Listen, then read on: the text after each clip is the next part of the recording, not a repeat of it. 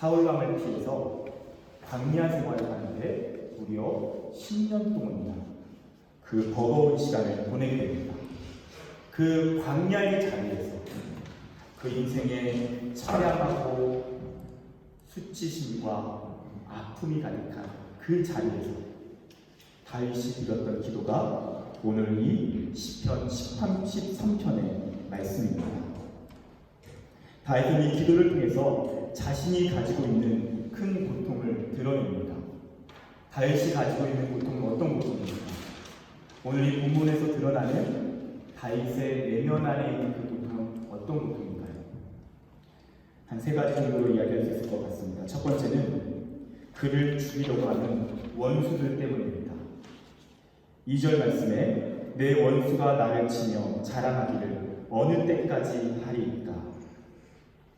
사울을 대표로 해서 이 다윗을 어떻게 해서든 뒤쫓아서 잡으려고 하는 자들이 있었습니다. 그리고 그를 살해하려고 하는 자들이 있었습니다. 광야로 도망치는 이 다윗을 끝까지 추적하려는 그 원수들이 있었습니다. 그곳에서 다윗은 그야말로 말로 다 표현할 수 없는 인생의 고통을 경험했습니다. 그래서 많은 사람들이요, 인생에서 힘겨운 시간을 광야의 시간이다라고 얘기를 합니다. 여러분 그런 얘기 혹시 들어보셨습니까?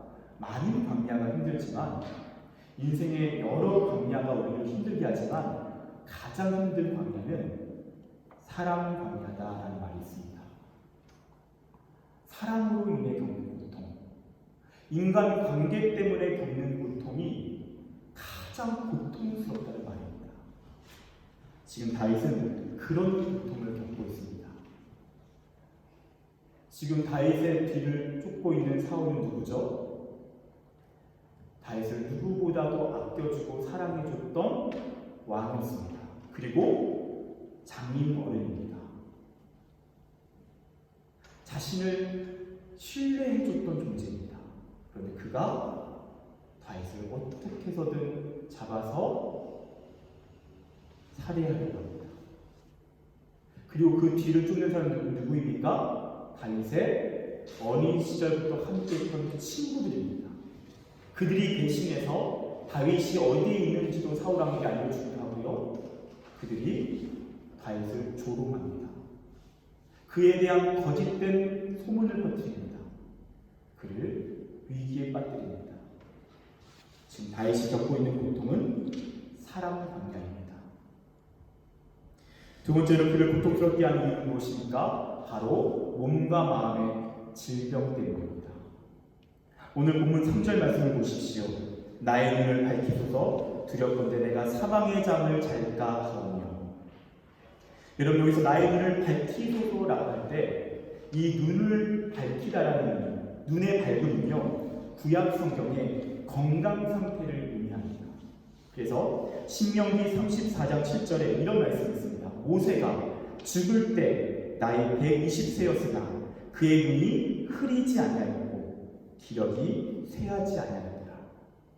무슨 말이죠? 죽음을 맞이할 때까지 눈이 흐리지 않았다는 것은 건강했다는 것입니다. 근데 지금 다윗은 눈을 밝혀달라고 합니다. 왜냐? 눈이 흐려져 있기 때문입니다. 심지어 그는 자신이 사망의 잠을 잘까 두렵다라고 이야기합니다. 지금 죽음의 공포를 느끼고 있는 것입니다. 그것이 어떤 질병인지는 알 수 없지만 그는 몸과 마음의 질병을 앓고 있습니다. 실제로 어떤 성경학자들은 다윗의 시편의 기도문을 분석하면서 그가 우울증을 앓았던 시기도 있었던 것 같다라고 추정합니다. 그는 몸에도 질병이 있었고 마음에도 질병이 있었습니다. 지금 그는 바로 이 몸과 마음의 질병이라고 하는 그 고통스러운 시간을 경험하고 있습니다. 그리고 마지막 세 번째는 무엇입니까? 무엇보다도 그를 지금 힘들게 하는 것은 이 고난의 끝이 보이지 않는다는 것입니다. 여러분 1절과 2절을 제가 다시 한번 읽어보겠습니다. 여호와여 어느 때까지이까 나를 영원히 잊으시나이까 주의 얼굴을 나에게 어느 때까지 숨기시겠나이까?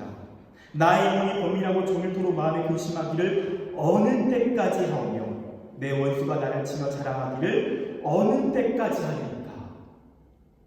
여러분, 이 1절과 2절의 길지 않은 기도에서 가장 많이 등장하는 표현은 무엇입니까? 어느 때까지입니다.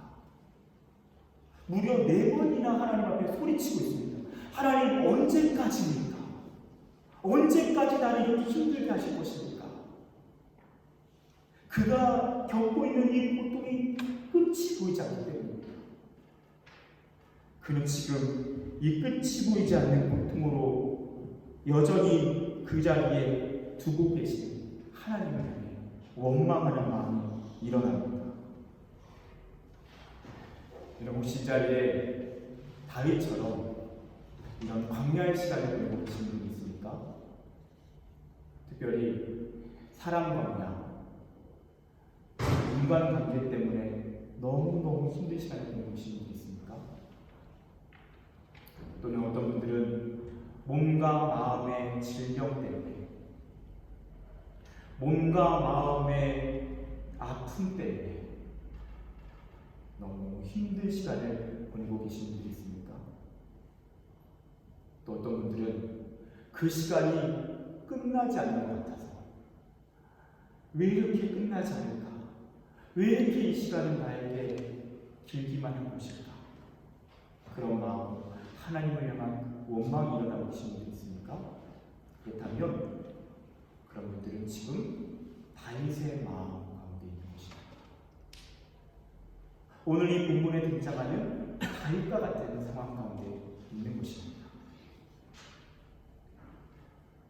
그렇다면 저는 오늘 이 말씀을 통해서 이 고난의 자리에서, 이 고통의 자리에서, 광야의 자리에서 우리가 어떻게 해야 하는지, 우리가 꼭 기억해야 할 3가지를 함께 나누기 원합니다. 첫 번째, 여러분, 가장 솔직한 기도로 하나님께 나아갈 수 있기를 바랍니다. 가장 솔직한 기도. 종교적인, 의식적인 기도가 아니라 여러분이 가지고 있는 가장 솔직한 기도. 여러분의 마음에 남아있는 하나님을 향한 조금도 꾸밈없는 여러분의 가장 정직한 마음으로 기도할 수 있기를 바랍니다. 그 기도가 바로 우리 말씀 속에 가득합니다. 여호와여, 나를 영원히 잊으시나이까? 주의 얼굴을 나에게 어느 때까지 숨기시겠습니까? 지금 다윗은요, 하나님을 향해서 너무나도 솔직하게, 적나라하게 그의 감정을 표현합니다. 이 언어는 종교의 언어가 아닙니다. 이 언어는 가장 솔직한 인격적인 언어입니다.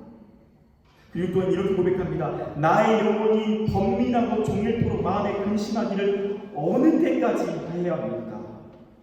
무슨 말이냐면요, 내 마음에 이 근심이 떠나지 않아서 너무너무 힘겹다라는 표현입니다. 두렵건대 내가 사망의 잠을 잘까 하오며. 여러분, 이건 조금 이렇게 근사하게 표현했지만 이 표현은 하나님, 나 힘들어 죽겠습니다. 나 이러다가 정말 죽겠습니다. 지금 그 고백인 것입니다.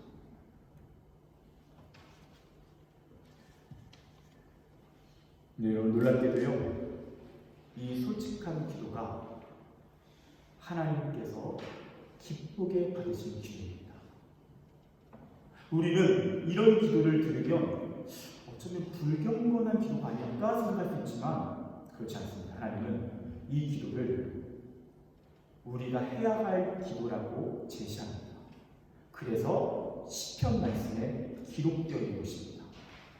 우리에게 이렇게 기도하라고 하나님께서 알려주신 것입니다. 여러분, 이렇게 가장 솔직하게 기도했던 또 한 분의 외침을 우리가 기억할 필요가 있습니다. 라마 라마 사박당. 누구시죠? 나의 하나님, 나의 하나님, 어찌하여 나를 버리셨나이까? 십자가에 들으셨던 예수님의 기도입니다. 여러분, 그 기도는 우리가 믿고 따르는 조금도 흠이 없으신 완전한 하나님의 아들 예수 그리스도의 기도입니다. 그 기도는 하나님 왜 나를 버리셨습니까? 하나님 왜 나를 버리셨습니까?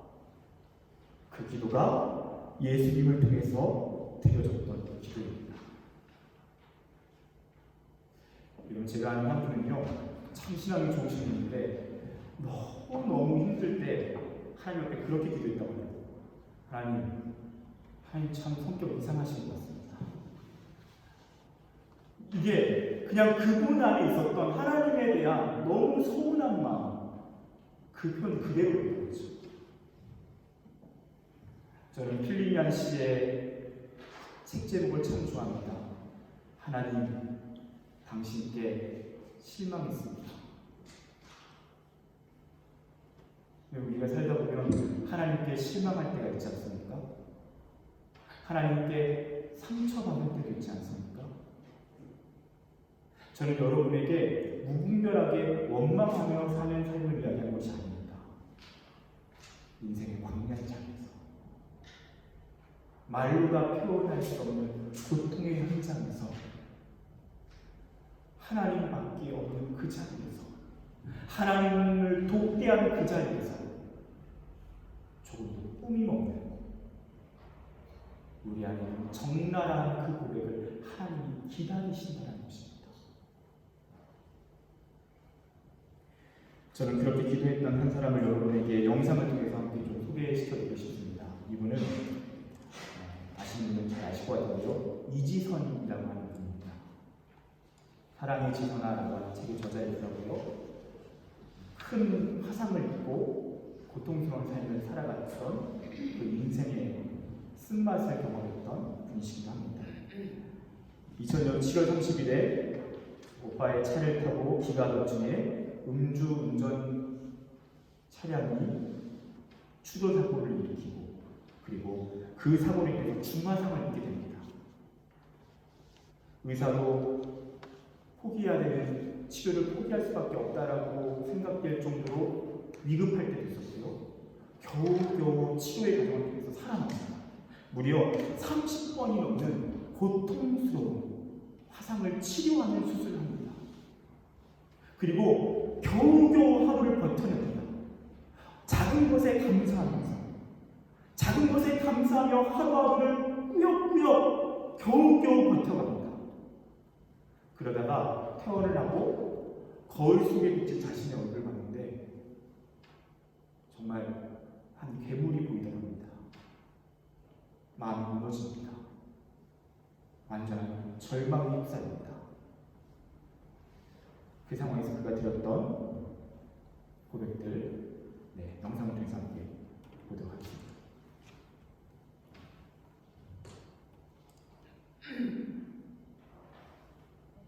현실이 화상이라는 게 어떤 건지 완전히 깨닫게 됐어요. 그 사람이 현실을 보고 나니까 마음에 절망이 확 들어오죠. 절망이 사니까 어떻게 할 수가 없으면서 생각하다가 제가 내린 게 두 가지 선택을 이렇게 생각을 했죠. 하나는 옥상을 타는 거니까 어디서 그만둘까. 하나는 교회를 찾아갈까. 신앙이 있기 때문에 한번 따지고 싶었어요. 살려놨으면 대체 있으실 거냐. 왜 살려놨냐. 이 상태로 이렇게 고통스러운 삶을 지속하려고 살려놨냐고 어떻게 할 겁니까? 따지고 그랬어요. 그렇게 물었을 때 제게 드린 답은 여전히 그럼에도 불구하고 사랑하는 딸이라는 생각이었어요. 이 모습이든지 어떤 모습이 상관없이 저는 내 사랑하는 딸이라는 생각이었어요. 그리고 이 세상에 어두운 곳에서 빛이 없이 사는 사람들에게 뭔가 희망의 메시지가 되어야 할 거라는 그런 약속이 있었어요. 제 안에. 이런 모습이지만 세상에 목적이 있다는 것을 깨달았어요. 여전히 피부가 당기고 있었지만 그래?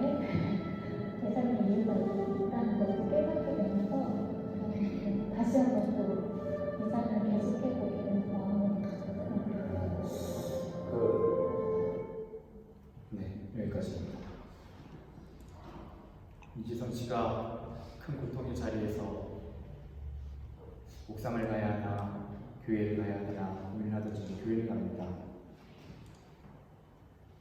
그 예배당 자리에서 그가 드렸던 기도는 그 안에 가장 솔직한 기도였습니다. 하나님께 따지고 싶다. 살려놨으면 대책이 있을 거 아니다.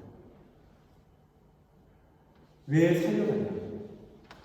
이 상태 이렇게 고통스러운 삶을 왜 지속하도록 살려놨냐고. 그러면 하나님께 따지면서 기도합니다. 가장 솔직한 기도. 어떤 종교적인 의식, 가식의 껍데기를 벗어버린 기도. 그 기도의 자리에 하나님의 음성이 들립니다. 변함없이 사랑하는 딸이다. 내가 너의 삶을 책임져 주겠다. 내가 너를 빛이 되게 할 것이다. 사랑하는 여러분, 지금 고통스러운 현실로 인해서 힘겨워하고 있는 분들이 계십니까? 그렇다면 하나님께 나아가 가장 솔직하게 기도할 수 있기를 바랍니다. 여러분 안에 있는 가장 솔직한 고백, 조금도 꾸미지 않는 고백, 의연한 척, 철든 척, 성숙한 척 하지 않고 어린아이처럼 사랑하는 아빠, 아버지 하나님 앞에 가장 솔직하게 기도할 수 있기를 축복합니다. 여러분, 두 번째입니다. 두 번째는 평안과 기쁨으로 가득할 때까지 기도해보라는 것입니다. 여러분, 너무 힘들면 기도가 나오지 않습니다. 그때는 좀 어쩔 수 없는 것 같습니다. 너무 힘들면 기도가 소리가 나오지도 않습니다. 그냥 앉아있는 것도 힘들 때가 있을 겁니다. 그런데 조금 그 시간이 지나고 나면 기도할 수 있는, 다시 기도의 끈을 붙잡을 수 있는 힘이 생길 때가 있습니다. 그럼 여러분, 그때 한번 기도해 보십시오. 근데 어떻게 기도하냐면요, 내 안에 하나님의 평안과 기쁨이 가득 찰 때까지 기도하는 것입니다. 여러분, 오늘 시편의 1절에서 6절까지 말씀을 보면 참 신기합니다. 1절에서 4절까지는요, 한번 보십시오. 하나님에 대한 원망과 하나님에 대한 솔직한 어떤 그런 불편한 감정들을 막 드러냅니다. 근데 여러분, 5절에서 갑자기 이상합니다. 분명히 4절까지는 막 나의 기도들이 기뻐할까 하나이다 막 이러면서 하나님께 따지는데 5절에서 갑자기 나는 오직 주의 사랑을 의지하였사오니 나의 마음은 주의 구원을 기뻐하리이다. 내가 여호와를 찬송하리니 이는 주께서 내게 은덕을 베푸시리이다. 여러분, 이게 무슨 상황이죠? 1절에서 4절과 5절에서 6절 이 사이에는 간격이 있습니다. 그 사이에 기도의 반전이 일어나는 것입니다. 그 하나님을 향한 솔직한 기도의 자리, 깊은 기도의 자리에 하나님께서 그 마음을 어루만져 주십니다. 그 자리에서 번민은 찬송이 됩니다.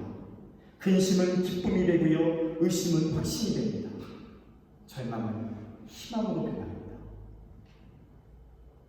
여러분, 그것이 기도의 능력인 줄 믿습니다. 기도를 시작할 때는 정말 세상에서 가장 무거운 인생을 살아가는 사람처럼 앉아있다가 기도를 끝나고 일어날 때는 세상에서 가장 행복한 사람으로 일어나는 그런 경험 해보셨습니까? 그것이 기도의 자리였습니다. 거기까지 기도하는 것입니다. 하나님께서는 우리의 기도를 통해서 응답하실 때 그분은 상황을 변화시켜서 응답하십니다. 그런데요, 대부분 상황을 변화시키기 이전에 우리의 마음을 먼저 변화시켜 주십니다. 아멘. 그분은 우리의 이 고난이라고 하는 현실을 바꾸시기 전에 먼저 우리의 절망이라고 하는 이 내면을 희망으로 바꾸십니다. 그것이 하나님의 일하시는 하나님의 방식입니다. 여러분, 그래서 평화를 의미하는 히브리어 단어는 샬롬입니다. 샬롬. 평화, 평안, 온전함 이런 뜻을 가지고 있습니다. 그런데 또한 어떤 의미를 가지고 있는가? 가득 차다라는 의미를 가지고 있습니다. 이게 무슨 의미냐면요, 하나님께서 우리 안에 샬롬으로 임하시면 우리 안에 평안과 기쁨이 가득 찹니다. 그리고 우리 안에 있는 걱정과 두려움이 밀려납니다. 이것이 하나님께서 기도의 자리, 샬롬의 기도를 이루신 방식입니다. 그래서 지금 오늘 이 다윗은 기도의 자리에서 이 위대한 반전을 경험하고 있는 것입니다. 지금 고통스러운 현실로 인해서 힘들어하고 계신 분 있습니까? 여러분, 기도를 시작해 보십시오. 언제까지 기도합니까? 하나님의 샬롬이 임할 때까지. 그 샬롬이 내 안에 가득 차서 내 안에 두려움과 절망이 밀려나갈 때까지. 여러분, 그 은혜가 임할 때까지 포기하지 않고 기도할 수 있게 되기를 축복합니다. 그 자리에 하나님의 놀라운 기도의 반전이 있습니다. 여러분, 마지막 세 번입니다. 세 번째는, 여러분 꼭 이것을 기억하십시오. 분명히 하나님께서 정하신 기한이 있습니다. 무슨 말입니까?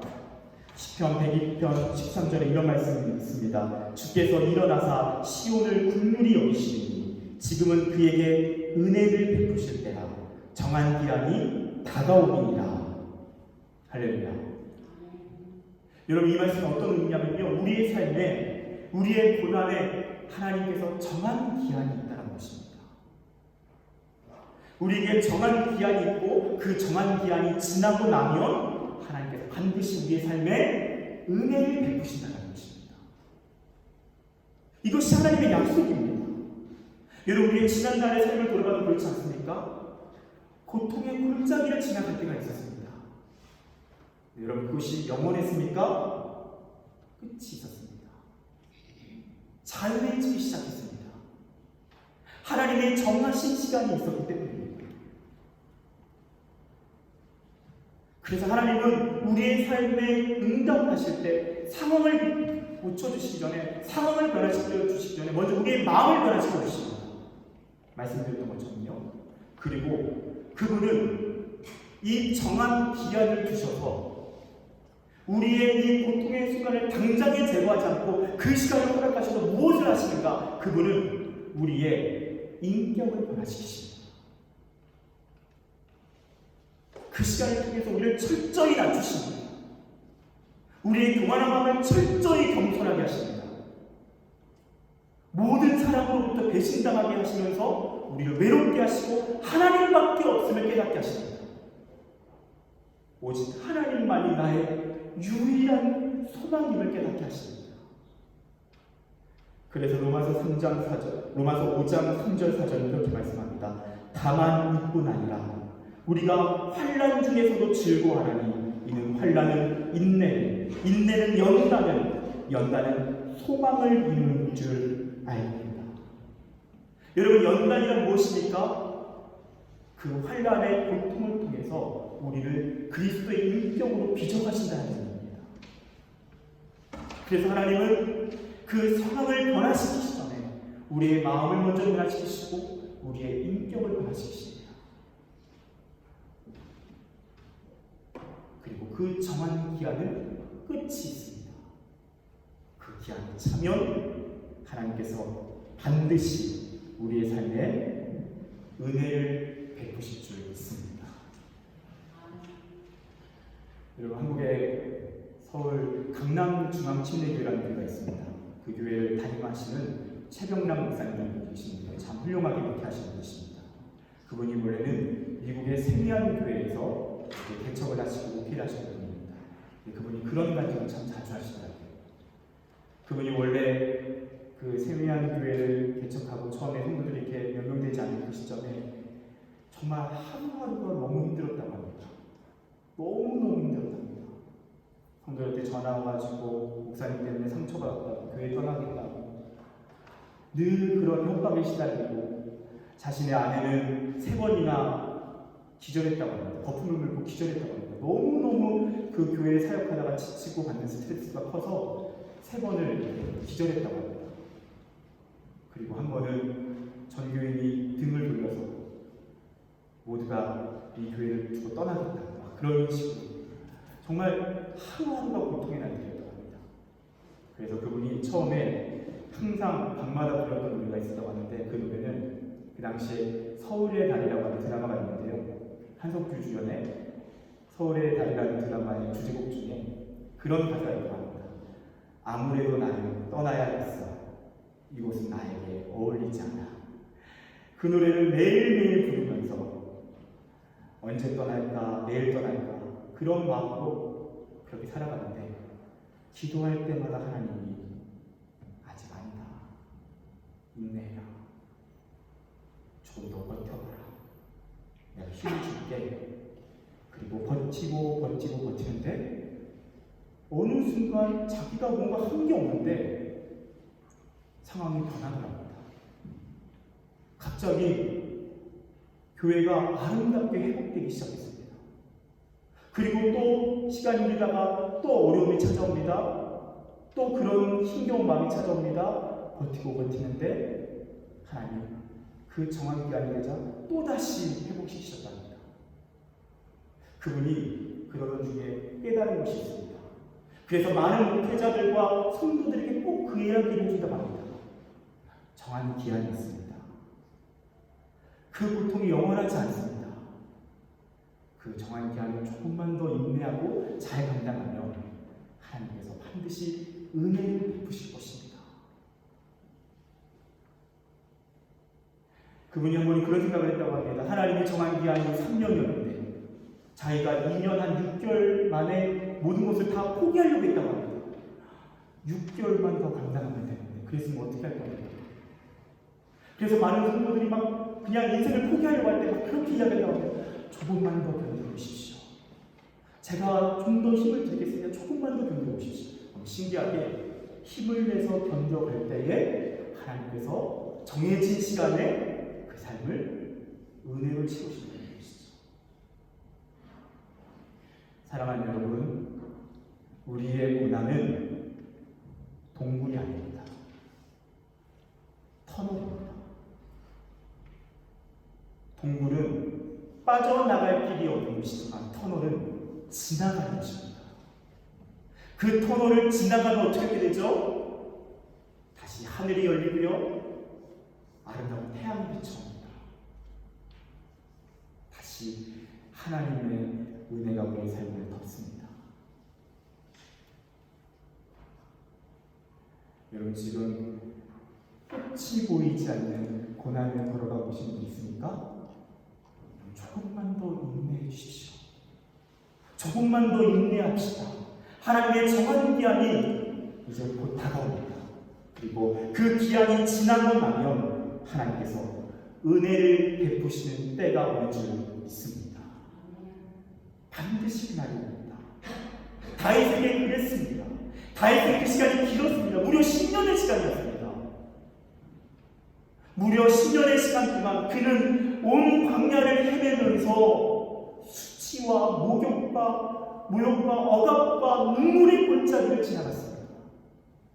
그런데 그 시간이 지났을 때, 하나님의 정한 기한이 닥쳤을 때, 은혜 베푸실 때가 찾아왔을 때 그에게 하나님이 영광스러운 이스라엘의 왕으로 그를 세우신 줄 믿습니다. 그것이 하나님의 방법입니다. 이런 말씀을 정리합니다. 이런 인간관계로 몸과 마음의 질병, 끝이 보이지 않는 고난으로 힘들어하고 있는 이 사랑하는 성도 여러분, 여러분 기억합시다. 바로 그 자리에서 가장 솔직한 기도로 나아갈 때 하나님께서 새 힘을 허락하여 주실 줄 믿습니다.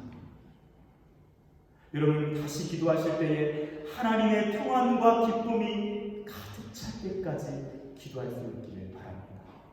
그리고 정말 중요한 건 하나님의 정한 기한이 있습니다. 그 고통은 영원하지 않습니다. 그 정한 기한이 지나면 하나님께서 은혜 베푸실 그때를 저와 여러분에게 모두에게 허락하여 주실 줄 믿습니다. 기도하겠습니다.